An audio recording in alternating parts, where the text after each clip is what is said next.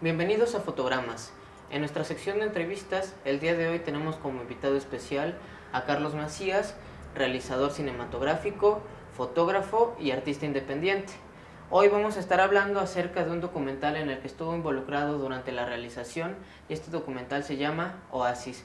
Muchas gracias por tu presencia, por acompañarnos y para poder platicar acerca del documental. Carlos, bienvenido. Gracias por la invitación. Estaremos compartiendo un poco sobre mi trabajo y en especialmente sobre este documental. Y pues para mí es un grato placer estar con ustedes. Muchas gracias. El documental se llama Oasis. Vamos a ver un contexto general acerca de la historia para poder contextualizarnos y poder deshebrar un poquito mejor las ideas, ¿de acuerdo? Oasis versa sobre la historia de tres personajes, Gerardo, Débora y Renaldo, tres personajes con antecedentes en la prostitución, no todos, pero sí hay como algunos coqueteos con el oficio de la prostitución. Son personas que vienen de una comunidad indígena y también son homosexuales y están infectados con VIH. A lo largo del documental nos cuentan la historia particularmente de cada uno de ellos, se va ramificando hasta llegar al final del documental, en el que nosotros podemos experimentar una especie de emociones quizás sacudidas o alteradas. ¿Nos puedes platicar un poquito acerca de las decisiones de por qué quisieron dirigir el foco cinematográfico en estos tres personajes? Primero vamos a considerar los personajes y también podemos considerar las intenciones temáticas que pueden surgir a partir de estos personajes. ¿Nos puedes platicar un poquito acerca de eso? Sí, claro, mira, como llegamos a esta historia fue realmente un poco accidental. Mi compañero Alejandro y yo, que somos los realizadores del documental, realmente eh, él es periodista y iba pasando por Mérida porque iba a una entrevista en específico, y cuando le cuentan esta historia, obviamente se intriga por ella, le emociona y me invita a ser partícipe de la misma historia. Nunca pensamos como vamos a buscar este tema o vamos a buscar esta temática. Simplemente es una historia que se atravesó en nuestras vidas y realmente cuando la tuvimos ahí decidimos pues realizar un documental sobre estas tres historias. Obviamente en el lugar en donde sucede, pues hay mucho más historias, ¿no? O sea, no, Sí, no claro. solamente son ellos. Hay en realidad la cuestión del VIH y que la gente sea portadora y que se enfrente ante esta situación es demasiado. O sea, nosotros solamente estamos presentando un porcentaje, ¿no? O estamos presentando algo mínimo, porque son tres historias nada más. O sea, a nosotros nos hubiera gustado presentar o poder haber presentado pues todas las historias que suceden Sí, claro. alrededor de estas temáticas. Eh, Decidimos escoger a ellos tres porque aparte, o sea, de que son gente que ya lucha contra una discriminación por ser indígenas, mayas, ahora súmale a esta historia, súmale que son portadores y súmale que son homosexuales y súmale que pues, dos de ellos, como tú lo dijiste, ¿no? Se dedican a la prostitución. Entonces, eh, por más que ellos quieran insertarse, porque también en algún momento de la historia ellos quieren como insertarse en esta vida social y pertenecer a una normalidad, si así le queremos llamar, Sí. ¿no? Pero pues por más que ellos quieren hacerlo, pues la sociedad siempre va a tener sus tabús y la sociedad siempre va a tener eh, pues sus estereotipos, ¿no? Y sus paradigmas ante esta situación. Entonces, pues es una lucha constante de ellos hacia una vida, ¿no? Sí, incluso se podría pensar como una vida que se está viviendo sin ser vivida, ¿no? Es como de alguna manera estar un poco más cerca de la línea de la muerte que estar un poco más cerca de la línea de la vida. Creo que uno de los temas más importantes y una de las problemáticas más importantes que puede abordar este documental es la mirada social. Porque a partir de la mirada social creo que es de donde se vienen construyendo todos estos tres personajes. Cada uno tiene su background, su historia, que la historia de los tres a mí en lo personal me pareció desgarradora, pero uno de los elementos en los que tienen estos puntos de encuentro ambas historias es en esta discriminación, ¿no? Es poner sobre la mesa estos temas de las enfermedades, una enfermedad que surgió a partir de los años 80 y que desde el principio fue como mal abordada, ¿no? Creo que se abordó a partir del miedo y algo que propone el documental es confrontar el miedo, ¿no?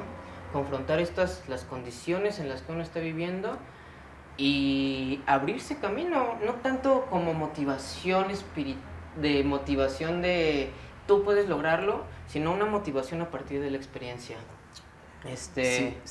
Bueno, ahorita mencionaste puntos así muy claves, entre ellos la muerte. Hay una parte de la película en donde Carlos dice, pues la muerte está aquí esperándolos, ¿no? Está aquí afuera de su casa, afuera de su cuarto. Entonces, sí, ellos viven con ese miedo a diario, ¿no? El miedo de que en cualquier momento pueden morir si no tienen los cuidados requeridos o el medicamento requerido. Incluso hay una parte dentro del documental que a mí me pareció muy fuerte, que es donde está Gerardo mostrándonos su refrigerador y mostrándonos sus medicamentos. Dice, por si algún día llegan y me preguntan esto qué es, estos son mis vitaminas. Y si me encuentran mis medicamentos, ¿qué voy a decir? Que tengo cáncer o tengo leucemia. Creo que todavía estamos ante un tabú muy grande. También hay que considerar si a veces los tabús se fortalecen y se siguen manteniendo en unas ciudades que se pueden pensar desarrolladas y que están más en contacto con el exterior, imagínate cómo se piensa el mundo desde una comunidad indígena.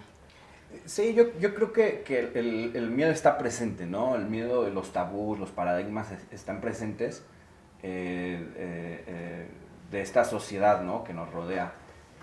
Una anécdota que me ocurrió cuando se presentó en el Festival de Cine de Morelia, ya hace algún tiempo, que se acercó a mí pues, unos jóvenes, ¿no? No te digo ni que fueran adultos ni niños, eran unos jóvenes universitarios seguramente, y que me preguntaban y que me hicieron una pregunta así como, ¿a poco existen los mayas? Entonces ya desde ahí este tabú o este paradigma que existe donde los grupos indígenas inmediatamente los vemos como indígena, gente con taparrabos o gente con vestimenta tradicional, Claro. y son tan comunes, ¿no? Como tú, como yo, como Sí. todos los que nos rodean. Entonces ya desde ahí este paradigma me impresionó, ¿no? O este tabú, o esta situación de que el pensamiento de que el indígena tiene que ser de tal manera, ¿no? Uh-huh. Y luego súmale, te digo, el paradigma del VIH, en donde el que todavía hay gente que cree que con saludarlo o con acercarse puede contagiarse, ¿no? O puede contraer el virus. Y que es también, como dices, no es posible que en estas ciudades, ya no te digo en las comunidades indígenas, o sea, en las ciudades existan esta clase de pensamiento. Entonces, de hecho, hace unos días estaba platicando también con una chica, en donde la película o el documental ya tiene algún tiempo que se realizó y que sigue estando vigente, ¿no? O sea, que eso me emociona porque pues, es un trabajo que le tengo mucho cariño y me emociona que siga estando vigente, me emociona que me sigan invitando a presentarlo. Hace poco se presentó en otra universidad, en donde también vi que los jóvenes empiezan a tener otra visión acerca de estas cosas, ¿no? Y que por lo menos tal vez no tenga el impacto como alguna otra actividad o alguna otra cosa, pero siempre hay alguien que me agradece por haber presentado eso, ¿no? O que se queda con esas preguntas y que quiere ir a resolverlas, ¿no? Sí, Entonces claro. eso me emociona bastante del Creo proyecto. que incluso desde un punto de vista a lo mejor antropológico es rescatar parte de las tradiciones a lo mejor que pueden tener estos individuos que son como milenarias, ¿no? ¿Cuánto tiempo hay de pensamiento de Occidente? Como 2000 años, ¿no? Y de comunidades originarias es un periodo de 40.000 años. Entonces también es acercarnos hacia allá, darnos cuenta que todavía están existiendo, que tienen muchísimo más antigüedad que nosotros y que también están pensando el mundo a partir de este momento, ¿no?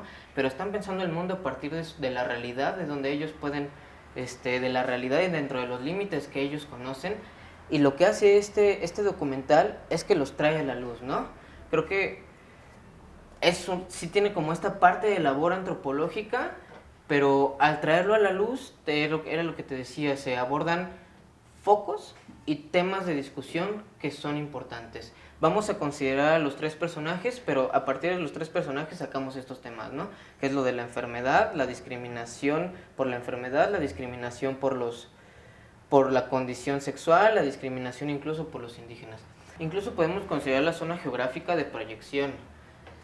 El Sí, documental está pensado en una zona geográfica, ¿no? En Mérida, en Yucatán, y aquí estamos en la ciudad de Querétaro. Entonces se está trasladando toda esta problemática a ciudades que quizá no hacia, están en un contacto directo. exactamente.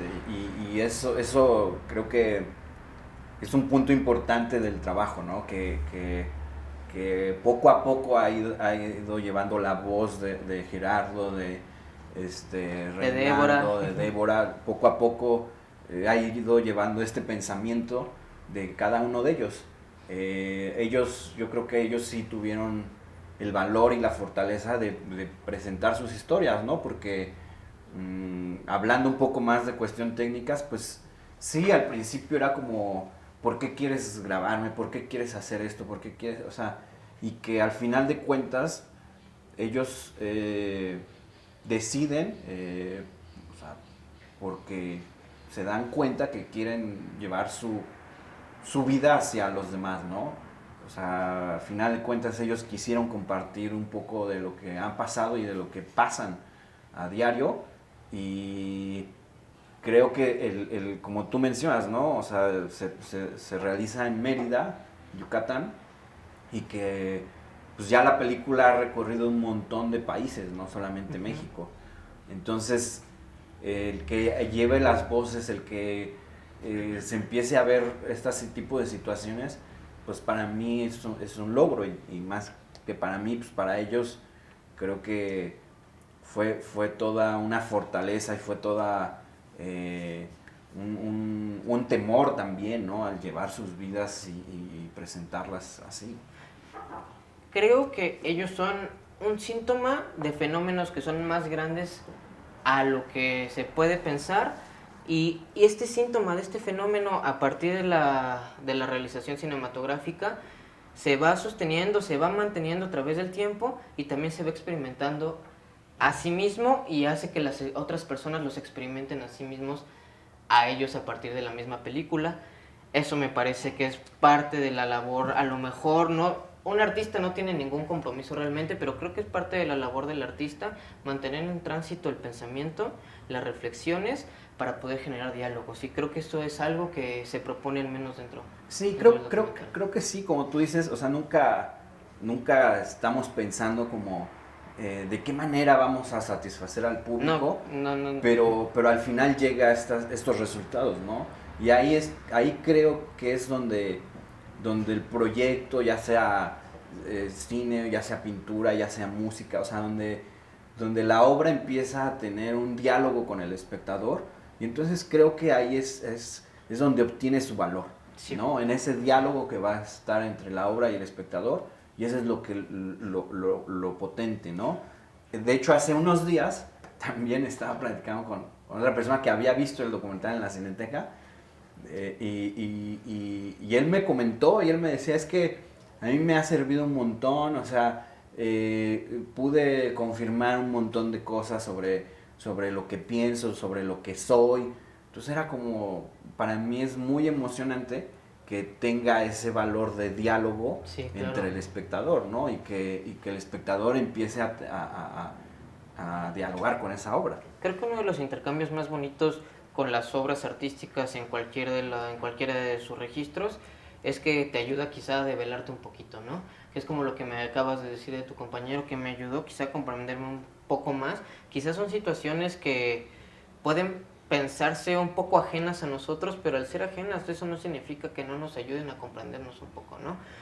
Me parece que todo ejercicio artístico es una exploración individual y a partir de esta exploración individual de, no sé, del director, del realizador, ahí viene como el cierre del ciclo, que es este diálogo también de lo que me acabas de comentar, este diálogo con el espectador, y es donde de alguna forma creo que la obra termina flotando, ¿no? Y termina viviendo sin vivir, que también puede referirse a la parte de lo efímero, que también puede ser un tema que se maneja dentro del documental. Hay una parte así rápido en la que sale, creo que Reinaldo sale vestido, como vestida, Ajá. y te platica acerca de su doble vida, ¿no? Es que yo tengo una doble vida, como si fuera un superhéroe, y esta es la segunda. Vienen unos pequeños comentarios acerca del ejercicio de pintarse, y al final viene como esta reflexión que es un poquito desesperanzadora, pero que también es muy realista, ¿no? Dice, pero al final de cuentas nada dura. El documental, como dices, en el trasfondo, pues habla un poco también acerca de pues, la vida, ¿no? De cómo tendríamos que estar enfrentando la vida a cada uno de nosotros y que es tan efímera que pues va a terminar en cualquier momento, ¿no? Te vuelvo a repetir, ¿no? Para ellos la muerte está ahí, ¿no? Pero ¿quién dice que para nosotros también no va a estar ahí, ¿no? Sí, o sea, claro.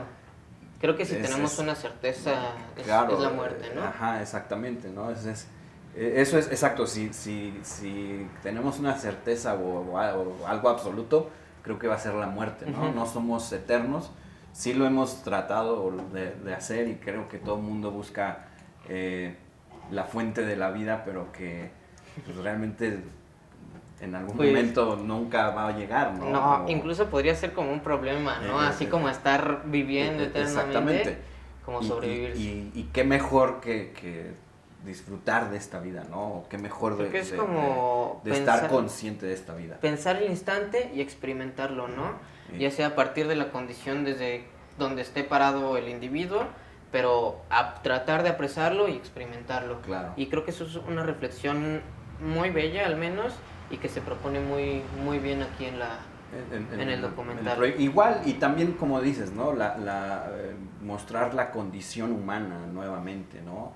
Y qué es esto, o sea, pues no todos tenemos la fortuna de estar bien, ¿no? O sea, sí, claro. siempre hay alguien que va a estar mal o peor que tú o qué sé yo, pero que nuevamente pues, tenemos que ser empáticos con estos problemas o situaciones sociales. Me parece que la empatía también es algo que se trabaja, no directamente, no te dicen siente empatía o siente compasión, que tampoco se trata de generar compasión, pero uno va generando la empatía con los personajes conforme se van desarrollando, porque también el desarrollo de los personajes a mí me pareció pues clásico y bueno, como muy correcto, ¿no? Sí, es un proyecto muy clásico, como tú dices, pero que al final la empatía la fuimos buscando, ¿no? O sea, yo como realizador no fue tan fácil entrar en sus vidas y poder comprender toda esta situación. O sea, poco a poco se fue trabajando, poco a poco fuimos conociéndonos, ¿no? O sea, fuimos haciéndonos amigos y eso fue lo que nos llevó a este resultado. O sea, realmente creo que no se hubiera logrado si no hubiéramos sido empáticos o al menos tener ese mínimo de amistad de quién soy yo y quién eres tú. Porque ¿no? incluso hay escenas que al pensarlas de estar grabando en ese momento son fuertes. Y creo que necesitas generar esta empatía y esta comunión con ellos en el momento para, a lo mejor para no desgarrarte espiritualmente, ¿no? Porque en serio hay tomas acerca de Carlangas, que es una persona que está como un poquito moribundo, ¿no? Está sí, moribundo. ya está en una etapa, o sea, está desahuciado, ya realmente él como muchos nos tocó ver su partida realmente.